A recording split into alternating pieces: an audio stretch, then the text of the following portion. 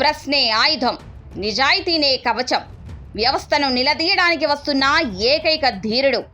ఎదురులేని ధీరత్వం, ఎడతెగని పోరాటం. రాజకీయ రణక్షేత్రంలో అజేయ శక్తి, ఆర్సీవై గర్జన.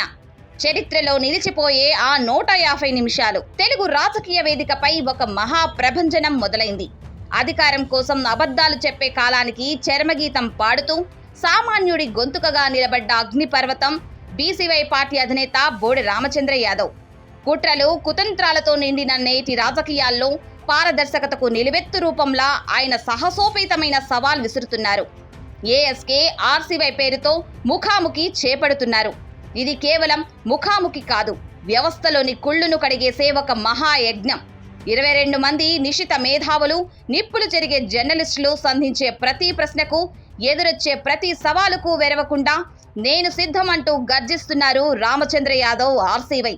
దాపరికం లేని రాజకీయం, దాటవేత లేని సమాధానం. ఇదే ఆర్సీవై శైలి. 150 నిమిషాల పాటు సాగే ఈ ప్రత్యక్ష పోరాటంలో ప్రజాస్వామ్య విలువల కోసం ఆయన ఇచ్చే ప్రతి సమాధానం పాలకుల గుండెల్లో రైళ్లు పరిగెత్తించబోతుంది. ఏఎస్కే ఆర్సీవై ముఖాముఖి కార్యక్రమం హ్యాపీ రిసార్ట్స్ వేదికగా 9వ తేదీ గురువారం సాయంత్రం 5 గంటల నుంచి 7 గంటల 30 నిమిషాల వరకు ప్రముఖ యూట్యూబ్, డిజిటల్ ఛానల్లో ప్రత్యక్ష ప్రసారం అవుతుంది.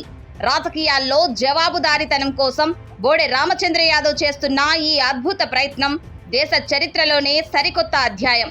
మార్పును కోరుకునే ప్రతి ఒక్కరూ ఈ చారిత్రక ఘట్టానికి సాక్షులుగా నిలవండి. బీసీల హక్కుల పరిరక్షణే ధ్యేయంగా బీసీవై పార్టీ అధినేత బోడె రామచంద్ర యాదవ్ ప్రభుత్వంపై యుద్ధం ప్రకటించారు. ఫిబ్రవరి నెలలో జరిగిన బీసీ సింహగర్జన సభలో తాను ప్రతిపాదించిన 5 ప్రధాన డిమాండ్లపై ప్రభుత్వం స్పందించకపోవడంతో ఏప్రిల్ 11 నుంచి ఆమరణ నిరాహార దీక్ష చేపట్టాలని నిర్ణయించారు. దీక్షకు ముందు ప్రజలకు, మేధావులకు తన కార్యాచరణను వివరించేందుకు ఈ నెల 9న ఏఎస్కే ఆర్సీవై కార్యక్రమాన్ని నిర్వహిస్తున్నారు.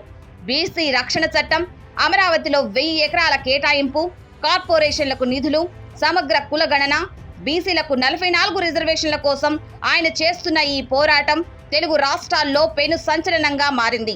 22 మంది పాత్రికేయుల ప్రశ్నలకు ఏకధాటిగా సమాధానమిస్తూ బీసీల పక్షాన తన నిబద్ధతను చాటుకోనున్నారు.